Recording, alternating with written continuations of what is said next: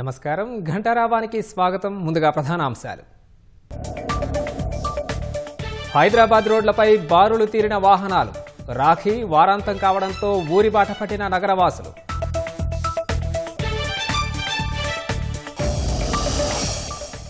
రాష్ట్రంలో పునరుత్పాదక విద్యుత్ ఉత్పత్తి రంగానికి ఊతం. 80,000 కోట్ల పెట్టుబడులకు ముందుకొచ్చిన ఎన్టీపీసీ.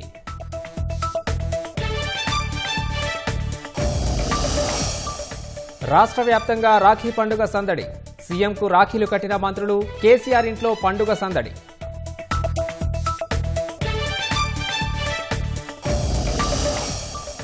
ఢిల్లీలో భారీ వర్షాలకు గోడ కూలి 8 మంది మృతి. హరినగర్లో ఘటన. ముమ్మరంగా సహాయక చర్యలు.